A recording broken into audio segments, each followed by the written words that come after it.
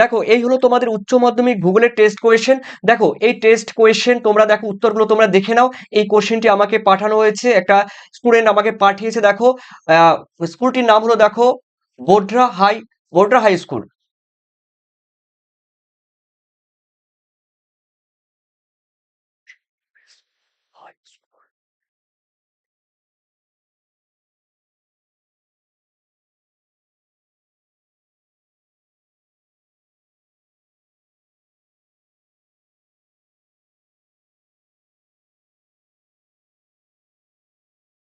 প্রিয় পরীক্ষার্থীরা, এই দেখো তোমাদের কিন্তু দেখো এবারের টেস্ট যে হলো,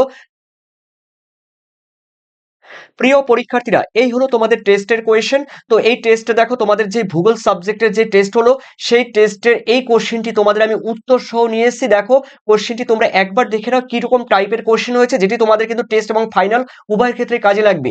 দেখো দেখো রয়েছে বোড্রা হাই স্কুল, দেখো এইচএস। তো এই বোড্রা হাই স্কুল থেকে এই টেস্ট কোশ্চেন এক্সাম হয়েছে দেখো 2024, তো 2025-এ। তো দেখো সাবজেক্ট রয়েছে জিওগ্রাফি, আর রয়েছে তোমাদের দেখো 12 ক্লাস 70 নম্বরে। তো 3 ঘন্টা 15 মিনিট তোমাদের টাইম দেখে নিচ্ছি আমি। তোমাদের প্রথম 21টি কোশ্চেন এমসিকিউ, এই 21টি এমসিকিউ দেখার পরে আমি অবশ্যই তোমাদের বলে দেব বাকিগুলো এসএকিউ। দেখো ভূমিরূপ গঠনের এখানে কিন্তু দাগ নাম্বার দেওয়া আছে, উঠিনি। এখানে রয়েছে দেখো 1 নম্বরের ভূমিরূপ গঠনের মুখ্য ভূমিকা পালন করে। দেখো পার্থিব প্রক্রিয়া, মহাজাগতিক প্রক্রিয়া, অপ্রাকৃতিক প্রক্রিয়া, কোনোটি নয়। উত্তর কিন্তু হবে পার্থিব প্রক্রিয়া। অপশন কিন্তু এ ইজ দ্য কারেক্ট আনসার, পার্থিব বা পৃথিবীর প্রক্রিয়াগুলো। ঠিক আছে, এরপরে রয়েছে দেখো দুইয়ে, দুইয়ে বলা হয়েছে কি ক্ষয় আহ ক্ষয়প্রাপ্ত কাস্ট অঞ্চলের অবশিষ্ট উঁচু টিলা বা ঢিবিগুলোকে কি বলা হয়? উত্তর কিন্তু ডোলাইন্স, হামস, স্টালাকটাইট, স্টালাকমাইট। উত্তর কিন্তু হবে হামস। হামস ইজ দ্য কিন্তু কারেক্ট আনসার। এরপরে রয়েছে তোমাদের তিনে, তিনে বলা হয়েছে মূল ভূভাগ এবং পুরোদেশীয় বাঁধের মাঝখানে যে অগভীর জলাভূমি থাকে তাকে কি বলে? তাকে অবশ্যই কিন্তু আমি উত্তর বলে দিচ্ছি, তাকে বলা হয় লেগুন।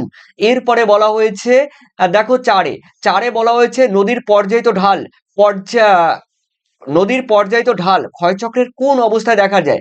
দেখো এই পর্যায়িত ঢাল কিন্তু নদীর পরিণত অবস্থায়, পরিণত অবস্থায় দেখা যায়। তোমরা জানো যৌবন অবস্থা, পরিণত অবস্থা, বার্ধক্য অবস্থা। তার মানে পরিণত অবস্থা কথার মানে হলো আহ যৌবন অবস্থা, পরিণত, এটা হলো দ্বিতীয় পর্যায়। তো দ্বিতীয় পর্যায় বা পরিণত পর্যায়, B is the correct answer. এরপরে দেখে নিচ্ছি তোমাদের পাঁচ, পাঁচে বলা হয়েছে কি দেখে নিচ্ছি, অঙ্গুরীয় নদী নকশা।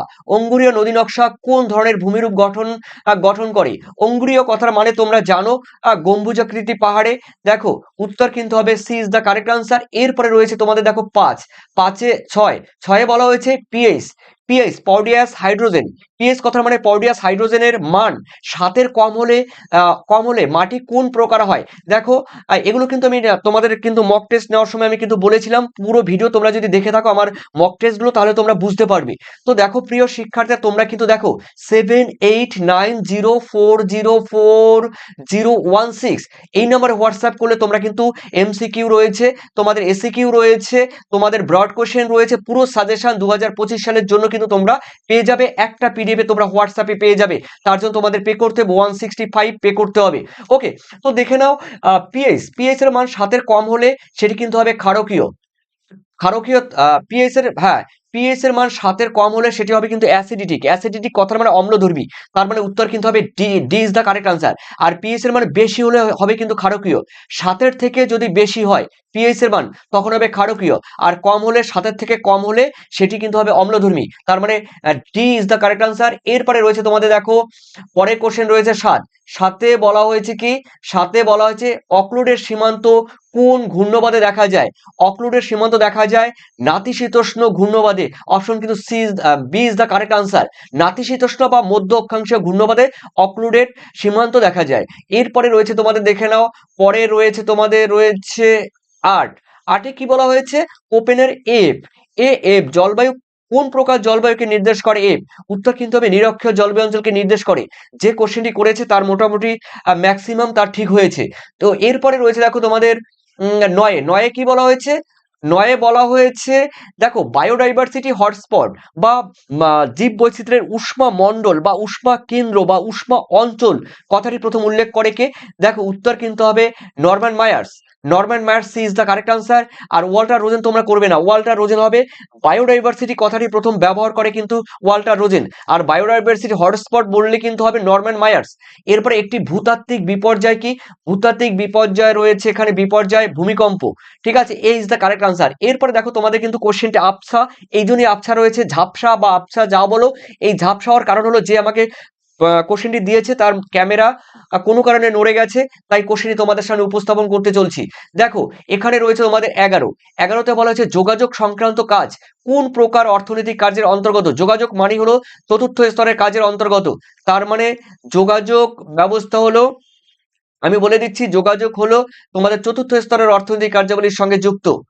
ওকে, এরপরে রয়েছে তোমাদের পরের কোশ্চেন দেখে নাও, রয়েছে তোমাদের 12, চীনাবাদাম উৎপাদনে 2013 সালের অনুসারে চীনাবাদাম উৎপাদনে ভারতের প্রথম স্থান অধিকার করে কোন রাজ্য? Gujarat, is the correct answer. এরপরে রয়েছে তোমাদের দেখো রয়েছে ওয়েবারের শিল্প স্থাপনের তত্ত্বটি কে কি বলা হয়? সর্বনিম্ন ব্যয় তত্ত্ব, ঠিক আছে, least cost theory, least cost theory সর্বনিম্ন, দেখো এটা হবে উত্তর কিন্তু সর্বনিম্ন ব্যয় তত্ত্ব, এই ইজ দ্য কারেক্ট আনসার। এরপরে রয়েছে তোমাদের দেখে নাও, পরে রয়েছে দেখে নাও, আমি বলে দিচ্ছি 14তে বলা হয়েছে তথ্য ভিত্তিক অর্থনৈতিক কাজ কোনটি?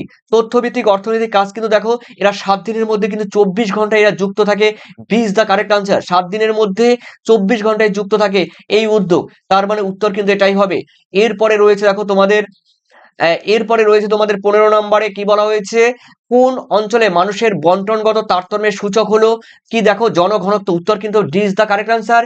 এরপরে রয়েছে পরের কোয়েশ্চেন, পেট্রো রসায়ন শিল্পে কোন দেশ পৃথিবীতে প্রথম স্থান অধিকার করে? মার্কিন যুক্তরাষ্ট্র বা ইউএস? হ্যাঁ ঠিক আছে, অপশন কিন্তু হবে বি, মানে C, C is the correct answer. এরপরে রয়েছে তোমাদের 17, কোন দেশের জন্মহার ও মৃত্যু হার প্রায় সমান হলে তখন তাকে কি বলে? শূন্য জনসংখ্যা বা জিরো পপুলেশন বা স্থিতিশীল জনসংখ্যা, ঠিক আছে। এরপরে রয়েছে তোমাদের পরের কোশ্চেন দেখে নিচ্ছি, 50 লক্ষের বেশি জনসংখ্যা বিশিষ্ট শহরকে কি বলা হয়? উত্তর কিন্তু হবে মেগা সিটি। 50 লক্ষের বেশি কিন্তু 1 লক্ষের কম, মানে 1 কোটির কম, 1 কোটির কম। ওকে, এরপরে দেখে নিচ্ছি তোমাদের শুষ্ক বিন্দু, এই শুষ্ক বিন্দু বসতি, দেখো শুষ্ক বিন্দু বসতি বন্যা প্লাবিত অঞ্চলে দেখা যায়, B is the correct answer. এরপরে রয়েছে পরের কোশ্চেন রয়েছে, দেখো ভারতের সিলিকন ভ্যালি বলা হয়, আমরা জানি বেঙ্গালুরুকে, দেখো বৈদ্যুতিক শিল্পের জন্য বিখ্যাত। এরপরে রয়েছে পরের কোশ্চেন, পূর্ব ভারতের একটি নবগঠিত বন্দর ভিত্তিক অর্থনৈতিক উন্নয়ন অঞ্চল কোনটি? হলদিয়া, হলদিয়া। এরপরে রয়েছে দেখো তোমাদের এই কোশ্চেনগুলো দেখে না, এগুলো বলতে গেলে অনেক টাইম লাগবে। বহির্জাত প্রক্রিয়াকে পর্যায়ন বলা হয় কেন? দেখো বহির্জাত প্রক্রিয়া কথার মানে হলো বহির্জাত প্রক্রিয়া বলতে আমরা বুঝি নদী হিমবাহ বায়ু প্রবাহ, তারপরে রয়েছে বায়ুর কাজ, নদীর কাজ, হিমবাহের কাজ, এই যে যেগুলো রয়েছে এই কাজের ফলে কোনো নিচু জায়গা যখন ক্ষয়ের ফলে কোনো নিচু জায়গায় ওই নুড়ি পলি বালি কাঁকড় দ্বারা ভরাট হয়ে যায়, তখন কি হয় বলতো? একদিকে সঞ্চয় হচ্ছে, মানে উঁচু জায়গা ক্ষয় হয়ে নিচু হচ্ছে, আর নিচু জায়গা কি হচ্ছে? সঞ্চিত পলি দ্বারা ভরাট হয়ে যাচ্ছে, একে বলা হয় পর্যায়ন। অর্থাৎ বহির্জাত প্রক্রিয়াকে এই জন্য পর্যায়ন বলা হয়। পৃথিবীর সমতলীকরণের ক্ষেত্রে এই বহির্জাত প্রক্রিয়া গুরুত্বপূর্ণ ভূমিকা পালন করে, তাই যাকে পর্যায়ন বলা হয়। উচ্ছন্দ জল হলো দেখো ম্যাগনেটিক জলকে উচ্ছন্দ জল বলে, বা অগ্নুৎপাতের সময় যে জল বেরিয়ে আসে তাকে উচ্ছন্দ জল বলে। তারপরে স্পিড কাকে বলে? দেখো নদীর হিমবাহের সঞ্চয় কার্যের ফলে নুড়ি পলি বালি কাঁকড় জমা হয়ে যে বাঁধ তৈরি করে, সেই বাঁধের একটি অংশ স্থলভাগের সঙ্গে যুক্ত থাকে, আরেকটি অংশ সমুদ্রের দিকে, হ্যাঁ, কিংবা অর্ধচন্দ্রাকৃতি বা সমুদ্রের দিকে যখন অভিক্ষিপ্ত হয় তখন তাকে স্পিড বলে, ঠিক আছে। অর্ধচন্দ্রাকৃতি অনেক সময় হতে পারে, অর্ধচন্দ্রাকৃতি এরকম করে বাঁধের এটিও একটা অংশ স্থলভাগের সঙ্গে যুক্ত থাকে, ঠিক আছে। এরপরে দেখে নাও সমুদ্র উন্মুক্ততাকে কি বলে? ফেজ বলে, ফেজ। এরপরে রয়েছে স্বাভাবিক ক্ষয়চক্রের কোন পর্যায়ে নদী গ্রাস ঘটে? এই কোশ্চেনটি আমাকে তোমরা কিন্তু কমেন্ট করবে, দ্বিতীয় পর্যায় না তৃতীয় পর্যায়, ঠিক আছে, অবশ্যই আমাকে জানাবে। এরপরে রয়েছে দেখো তোমাদের পরের কোশ্চেন, এটি কিন্তু কমেন্ট করে জানাবে, কমেন্টের জন্য রাখলাম, কোন ভূমিরূপের কেন্দ্র কেন্দ্র বিমুখ জলনির্গম প্রণালী গড়ে ওঠে? দেখো কেন্দ্র বিমুখ বলেছে, তাও গম্বুজ আকৃতি পাহাড় হতে পারে, শঙ্কু আকৃতি পাহাড় হতে পারে, উঁচু ভূভাগ হতে পারে, এগুলো। ডুরিক্রাস্ট কাকে বলে তোমরা জানো? সব মৃত্তিকে সছিদ্র কিন্তু প্রবেশরে কে করেছে? এল নিনোর সঙ্গে মৌসুমী বায়ুর সম্পর্ক কি? দেখো এই শর্ট কোশ্চেন। তারপরে বায়ুর ব্যারোট্রপিক অবস্থা বলতে কি বোঝো?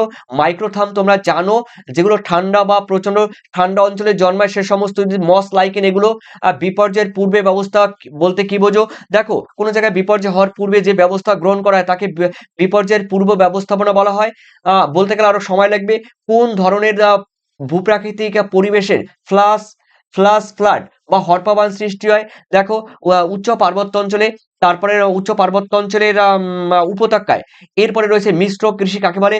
যে কৃষি ব্যবস্থায় শস্য উৎপাদনের পাশাপাশি শাকসবজি, হাঁস মুরগি, গরু ছাগল ইত্যাদি প্রতিপালন করা হয় সেই কৃষিকে মিশ্র কৃষি বা মিক্সড ফার্মিং বলে। তারপরে এক্সক্লুসিভ ইকোনমিক জোন কাকে বলে? তোমরা জানো এটি একটি গুরুত্বপূর্ণ অঞ্চল, অর্থনীতির একটি গুরুত্বপূর্ণ অঞ্চল কাকে বলে।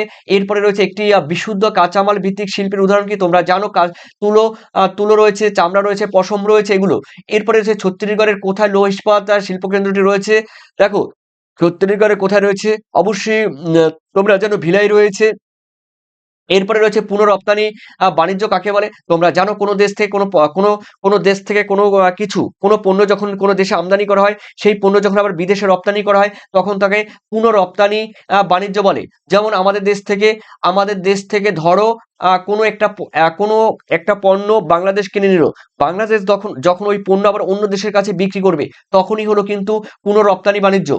ওকে, এরপরে রয়েছে দেখো কোনো দেশের কোনো কোনো দেশের শিশু ও কিশোরের তুলনায় উপার্জনশীল জনসংখ্যা বেশি হলে বয়সলিঙ্গ পিরামিডের আকৃতি কি হয়?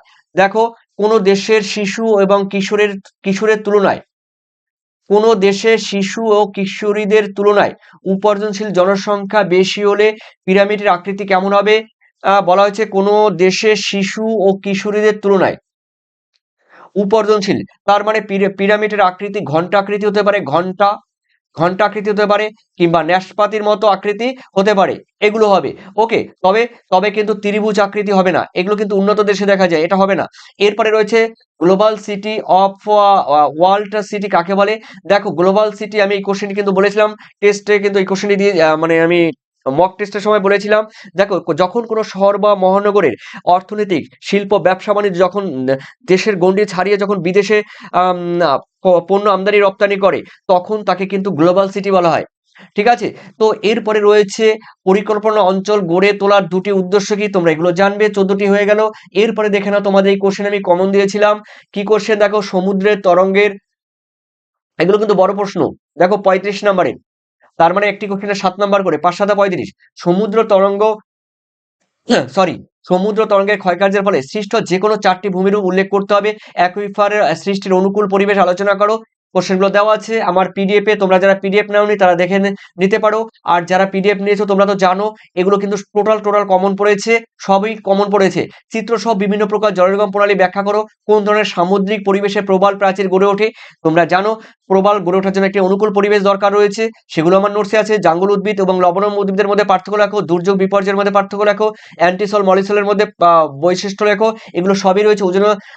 ওজন স্তর হ্রাসের প্রভাবগুলো লেখো, মানে ওজন স্তর কমে গেলে ক্ষয় হলে কি কি প্রভাব বা ফলাফল হয়? প্রভাব কথার মানে ফলাফল। জীব বৈচিত্র্যের গুরুত্ব কি? মৌসুমী বায়ুর উপরে জেট বায়ুর প্রভাব কি? ঠিক আছে, সবই কোশ্চেন দেওয়া আছে। কুইনারি কোয়াটার্নারি অ্যাক্টিভিটির মধ্যে পার্থক্য কি?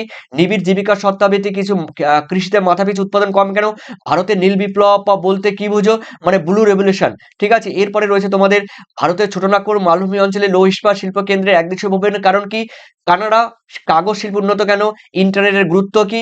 সবই কোশ্চেন কিন্তু রয়েছে। জনসংখ্যা বন্টনের তারতম্যের কারণ কি?